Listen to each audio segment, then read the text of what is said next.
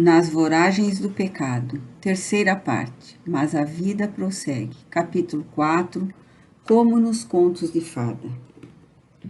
No dia imediato à noite da fuga de Ruth de La Chapelle, Catarina de Médici mantivera-se na expectativa de receber qualquer notícia da sua estranha serviçal, que prometera novas delações, entregando-lhe conspiradores que afirmava eram cúmplice de Luís de Narbonne para o projetado atentado à vossa pessoa, do rei. A tarde, porém, declinou, caiu o crepúsculo, e porque Ruth não aparecesse, desincumbiu-se do prometido. A rainha passou a perceber o que realmente se passara. Impossível seria, efetivamente, a jovem intrigante permanecer em Paris, quiçá na França, uma vez Luís de Narbonne desaparecido e desvendada sua verdadeira identidade.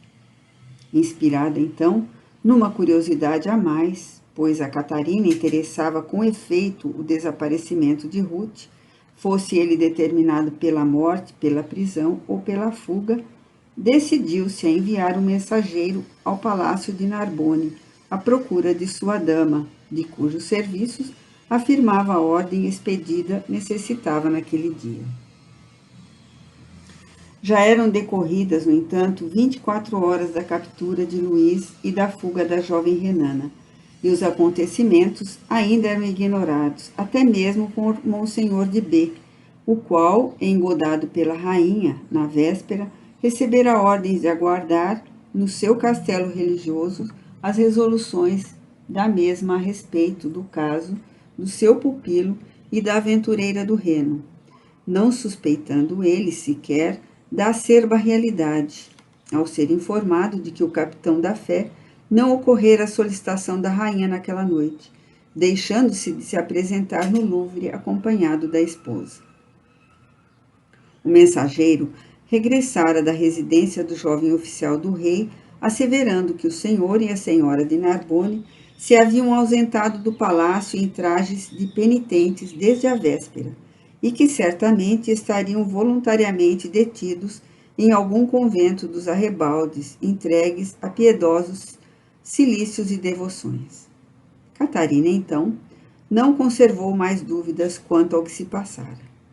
Uma vez culminada a missão que se impusera, Ruth de La Chapelle deixara Paris, compreendendo a situação insustentável em que se encontraria com o desaparecimento de Luís e a sua falsa qualidade de Otília de Louvigny perante a corte, pois que já era do domínio de duas personalidades a assintosa usurpação, sendo fácil prever o que os acontecimentos subsequentes teceriam em seu desfavor se permanecesse na França.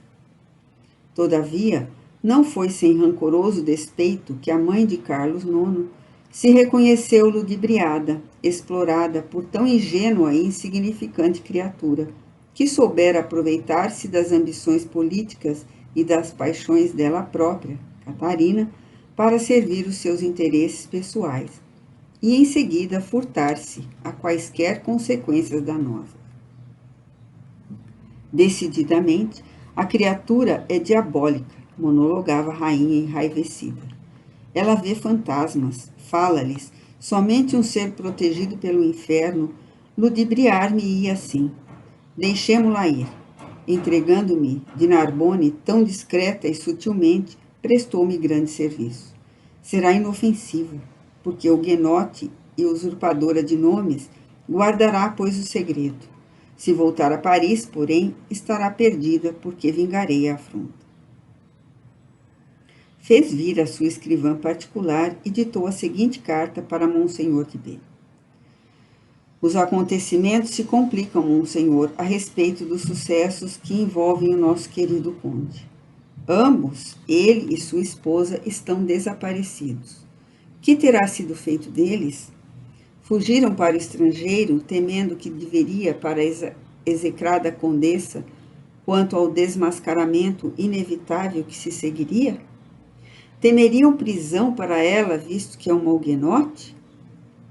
Mandei ao palácio de Narbonne, tratando de conduzi-los aqui para os esclarecimentos ontem combinados convosco. informaram que ontem à tarde saíram de casa em trajes de penitentes, não regressando até o momento. Suspeitam no palácio que se tenham internado em algum convento de Paris a fazerem penitências. Rogo vossa intervenção no sentido de auxiliar-me a encontrá-los. A resposta a essa missiva foi a súbita visita de Monsenhor de B à rainha, inquieto e confessando-se presa de angustiantes pressentimentos.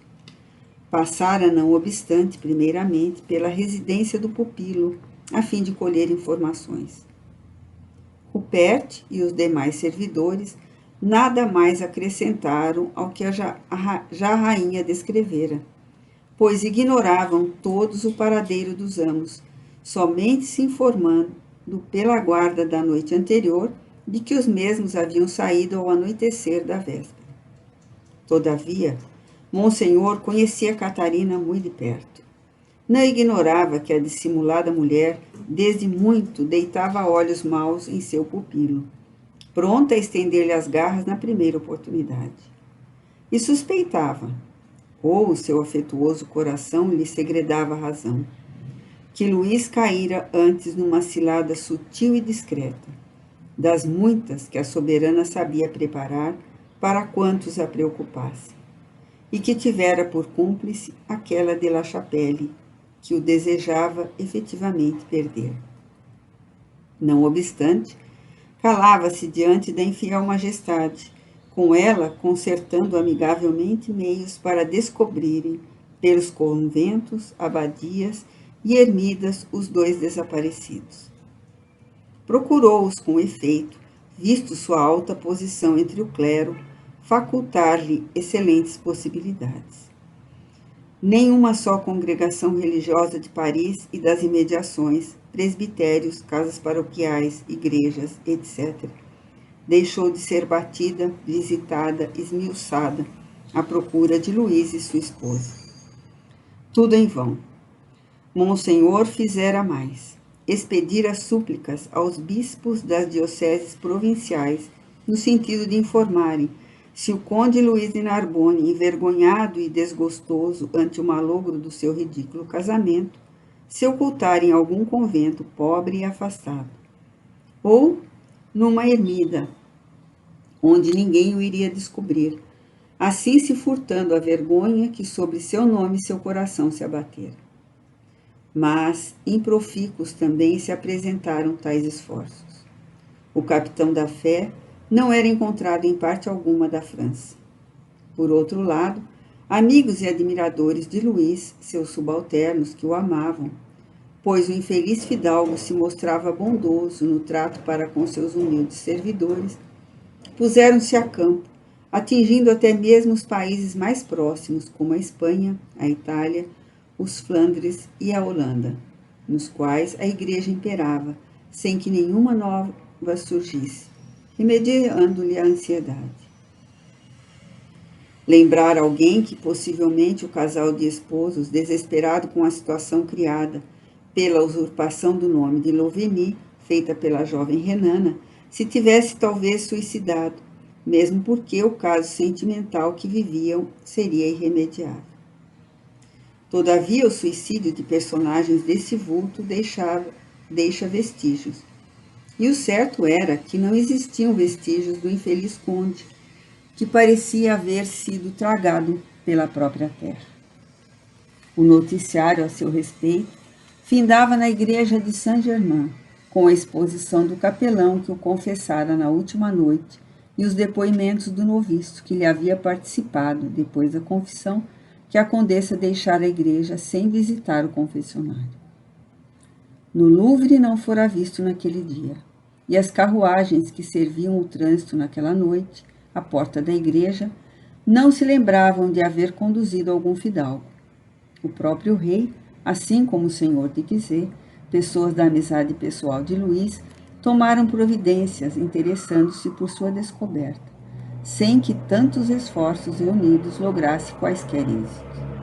Assim, desde o duque e Monsenhor de B até o último soldado da cavalaria macabra e o próprio rei estavam todos convencidos de que Luís de Narbonne e sua formosa esposa haviam sido aprisionados ou mortos por ordem de Catarina de Médici. Ninguém ignorava a versão corrente de que o belo cavaleiro seria bastardo de Henrique II. E assim sendo, também sabiam que mais tarde ou mais cedo, a decapitação por qualquer razão, ou mesmo sem razão nenhuma, ou a prisão perpétua e ignorada, rondavam-lhe os passos. Um ano depois de exaustivas e cruciantes demarches a respeito do assunto, o próprio rei, durante uma conferência com representantes do clero, que, acompanhados de Monsenhor B, lhe solicitavam maiores diligências para que o ilustre de Narbonne, pupilo da igreja, fosse encontrado, respondeu-lhes irritado, como habitualmente se apresentava aquele enfermiço governante. Eu já vos declarei, senhores, que a Bastilha, o Templo, o Châtelet e Bicêtre, todas as prisões de Paris foram devassadas por nossa ordem, vasculhado todos os seus cárceres secretos. Luís de Narbonne não se encontra em nenhum deles. Que quereis que eu faça mais?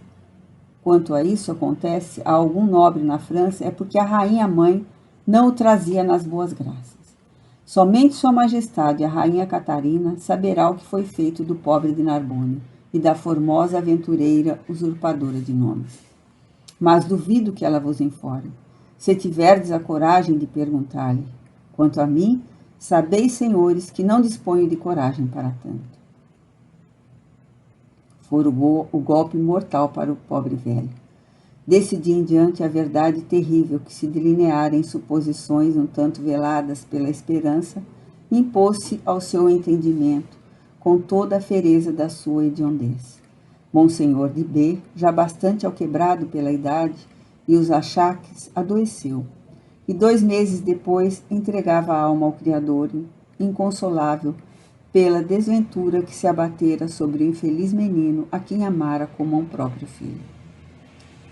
Entre mentes, agentes secretos da rainha-mãe haviam descoberto a pista da bela romana, que acabava de desgraçar uma personagem como o capitão da fé e ludibriar o gênio da intriga na Europa, ou seja, Catarina de Médici, até por ocasião de sua fuga. Sigamos nós, portanto, a Ruth de la Chapelle, na ocasião em que, já em terras Alemanha, fora hospedada por um pequeno nobre da Renânia alemã, antigo fiel amigo de sua família, devotado luterano e servidor de Frederico de Gênes. Ruth Carolina dormia profundamente, dissemos. Havia já 3 dias que ingressara naquela herdade. Não despertara durante a primeira noite, nem no dia seguinte. Avançara pela segunda noite, submersa numa letargia chocante. E rompera o dia e a tarde como que vencida por singular estado de coma. Dama Blandina e Raquel velavam atentas e fiéis, observando que pequenos delírios sobrevinham, durante os quais a pequena de la Chapelle se debatia entre visões aterradoras, imprecando a Otília de Louvigny que a deixasse em paz, e acusando-a de haver-lhe causado grande mal ao instigá-la ao abominável ato de vingança contra o conde Luís de Narbonne. A este, no entanto, a quem parecia ver em sonhos ou refletida sua lembrança nas sensibilidades da própria consciência, suplicava perdão por entre ternas exclamações de amor, desfeita em lágrimas significativas. De vez em quando, Frederico chegava-se a Blandina em busca de informações do estado de sua antiga prometida. Postava-se à beira do leito que jazia, contemplava-a com ternura e murmurava: pobre criança, despedaçou a possibilidade de ainda ser feliz com a sinistra aventura a que se atirou em busca de singular revanche. Tenhamos, no entanto, compaixão e paciência ante suas desgraças, que prevejo irremediáveis. Prometi a seus pais e ao pobre Carlos velar por ela e torná-la feliz, quando a ocasião me permitisse desposá-la. Cumprirei a palavra a despeito de tudo. Frederico contava então 28 anos. Era esbelto e nobre, simples e comedido, culto e honrado, fervoroso adepto da reforma. Cultuava o evangelho nela refletido, com desprendimento e solicitude, dignos de um fiel cristão, seguindo os exemplos edificantes do próprio Carlos Felipe, de quem fora discípulo. Diziam-no simples e modesto, até o admirável. E tanto quanto fora possível a um príncipe da época conduzir-se com benevolência e humildade. Frederico assim o fazia. E, portanto, Ruth, se perdera sua família inteira ao massacre de São Bartolomeu, também encontrara em Frederico um amigo e defensor à altura da dignidade social e moral daqueles de quem descendia.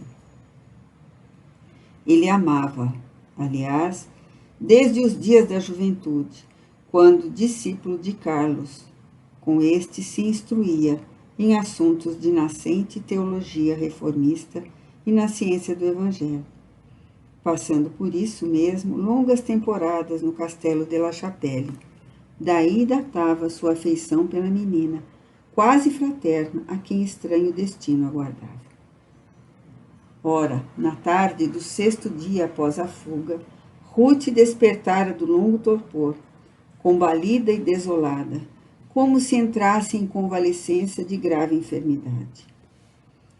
Blandina entregou-lhe então uma carta que misterioso portador trouxera horas antes, e entregara a este ao guarda-portão da herdade, recusando-se a declinar a sua identidade, como a do remetente do documento.